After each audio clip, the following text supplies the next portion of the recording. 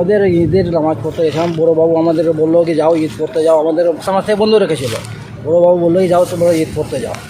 আমরা গেলাম ঈদ পড়তে যাওয়ার পরে আমাদেরকে ওইখান থেকে ধাক্কা দিয়ে বের করে দেয়, ধাক্কি করে বের করে দেয়। তারপরে একটা মোবাইলও ভেঙে দেয় নামাজ পড়তে গিয়ে। তারপরে বের করার পরে আমরা বাড়ি আসার পরে আমরা থানা দিয়ে কমপ্লেন করলাম চারটা নামে কমপ্লেন করার পরে তারপরে উল্টো দিন ওরা হামলা করে আমার প্রথম ছেলেকে আমাকে হামলা করে, বড় ছেলেকে সানিউলকে, মেয়ে দুটা ছিল, আমার মা ছিল, আমার বউ ছিল, 4-5 জনের উপরে হামলা করে। থানা গেছিলাম তার জন্য আমাকে 5 জনকে হামলা করার পরে ওদেরকে ছোটাছুটি করে মারধর করলো, যত করলো। তারপর তারপরে আমার বাড়ির দিকে যেয়ে বাড়িতে যেয়ে হামলা করা, গ্রিল টিল যত ছিল ভেঙে ভাঙচুর করে, তারপরে ঘরও ভাঙলো। ঘর ভাঙার পরে যত জিনিসপত্র ছিল ঘরের সব লুটপাট করে সবই ওরা লাইল, কাসিম, সায়েদ আরও অনেক গ্রামে আছে। হ্যাঁ সবাই টিএমসি করে। আমার সঙ্গে কেউ কথা বললে 25,000 টাকা জরিমানা লাগবে, তার ভয়ে কেউ আমার সঙ্গে কিছু বলে না। কোনো দোকান প্রসারে গেছি কিছু সামান দেয় না, কোনো বিড়ি বাঁধা হয় না, আর কারোর সঙ্গে কোনো চায়ের দোকানে যাওয়া হয় না।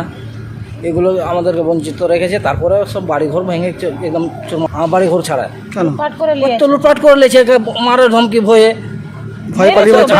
আপনাকে আমরা চাপতে যাই না, ভয়ে পালিয়ে বেড়াচ্ছি। আমাদের গোটা পরিবারকে এখন তহস করে রেখে দিয়েছে আমার বিরোধী তৃণমূল কর্মীরাই। তারপর আমি সিএম মমতা ব্যানার্জিকে আমি জানাই, এসপি সাহেবকেও জানাই, ডিএম সাহেবকেও জানাই, এডিশনাল এসপিকেও জানাই, এসডিপিওকেও জানাই, বিডিও সাহেবকেও জানাই। আর যথেষ্ট ব্যাপার আমি মোথাবাড়ি থানায় কয়েকবার লিখিত আমি জানাই যে আমাদের জমি নিয়ে সমস্যা, তার মধ্যে আমাদেরকে বারবার গ্রামের সমাজে বসিয়ে আমাদের জরিমানা নেওয়া হচ্ছে। 2বার 5,000 করে নিয়েছে, একবার 25,000 দিচ্ছিল, বাধ্য করলো। আমি টাকা না দিতে পেরে আমার বোনের 2 হাতের বালা আমি সমাজকে দিই। তারপরে ওনারা একই কথাই বলছে যে তোমরা নিজের বাড়ি ছেড়ে পিছনে একটা খাদ আছে সেখানে চলে যাও। আমরা তা মানতে না পেরে বাড়ি চলে আসি। আমি বলি আমাদের আইন মোতাবেক জমি যেটা সে ভাগ বন্টন করা হোক। তার মধ্যে আবার তারা বসলো সমাজে, বসে আবার আমাদেরকে বললো সেই কথা মানলো, না হলে উঠে যাও। আমরা ভয় ভীতি হয়ে বাড়ি চলে আসি। সমাজ থেকে যে বহিষ্কৃত করলো তার মধ্যে আমাদেরকে কোথাও যেতে বাধা করলো, যে গ্রামের মুদিখানার দোকান, সবজির দোকান, চায়ের দোকান, তোমার ওষুধের দোকান, সব জায়গায় মানা করা হয়। তার মধ্যে মসজিদেও নামাজ পড়তে বাধা দেয়, আর কবরস্থানও যেতে দেয় না। ঈদের নামাজ পড়তে পাইনি।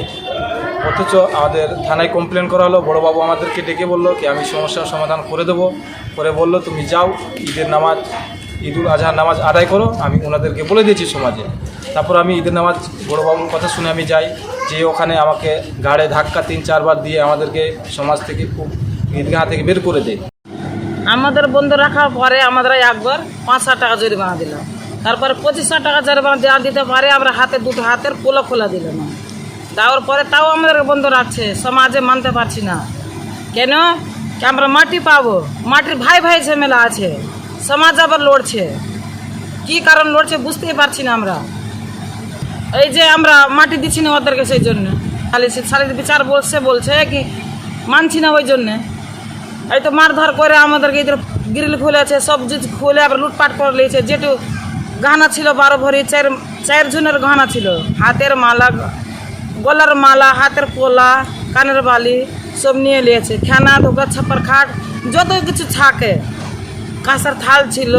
কেন হয়তো সরকার মোটর বন্ধ রেখেছে, নামাজ পড়তে গেছি ঈদের, ওই জন্য।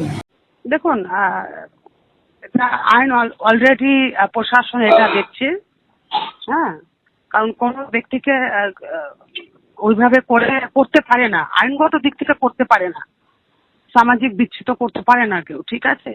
এবার ঘটনাকে কেন্দ্র করে যে ঘটনাটা ঘটেছে মারপিটের, সেটা নিয়ে পুলিশ খুব ভালো অ্যাকশন নিয়েছে।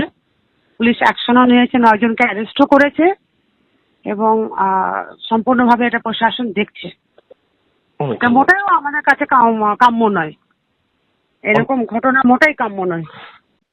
বিষয়টি হচ্ছে সারা পশ্চিমবঙ্গ জুড়ে তৃণমূল শাসক দল চারিদিকে গুন্ডামি তোলাবাজি, এটা তাদের একটা সংস্কৃতিতে পরিণত হয়েছে এবং কালিয়াচকের মতো জায়গায় সেখানেও এটা করছে এবং পুলিশ সমস্ত ব্যাপারে নিশ্চুপ থাকে সমস্ত কিছু জেনে।